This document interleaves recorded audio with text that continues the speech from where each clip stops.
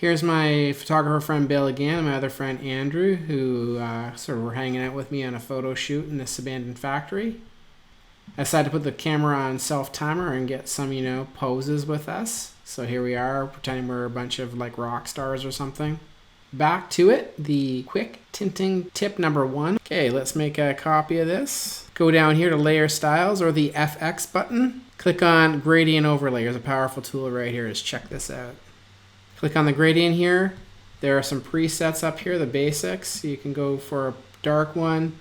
You can try some different tints down here if you wanted to, but let's just go for the basic here. Go OK.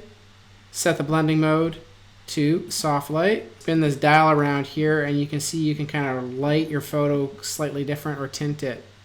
So we click on the gradient again, click on the color, double click on that color, and then you can go around and then you can place this at different colors to give it a different tinting feel, look and feel to your photo. You can also add different points to the gradient by clicking on it, or drag those off if you don't want them. And then click the color, double click the color, and then go for a different tint in different areas. So you can actually go around and kind of colorize your photo in some way. And spin the dial around. You can change the scale of it, adjust the opacity. And the other tinting tip is down under here. Here are the adjustment layers. Check out Gradient Map. It does all sorts of cool things. So again, click on that. Let's click the basic gradient.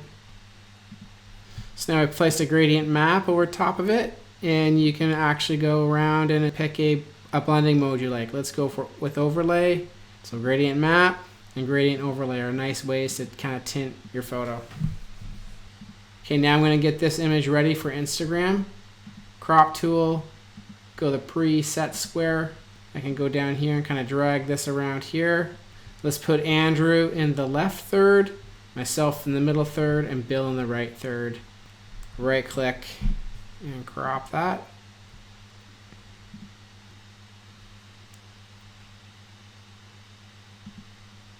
Could also try black and white here as a tinting trick. So I could go tint that color there if I want to create more of a sepia look, or change the color here.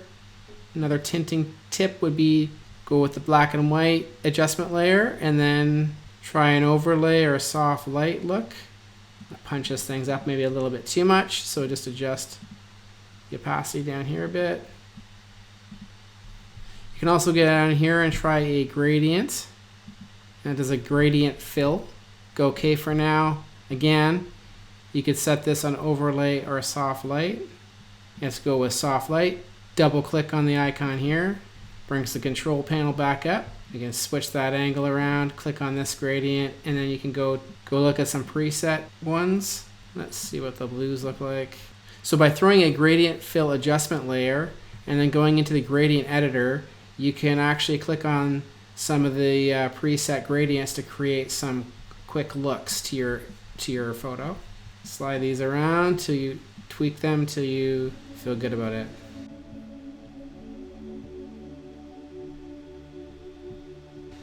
You can switch the style from linear to radial. Try diamond. All these will change how the gradient reacts with your photo. And we could scale it up down here if you need to. So by using a black and white adjustment layer, we punched up the darks. And by using a gradient adjustment layer, we created a blue look to the photo.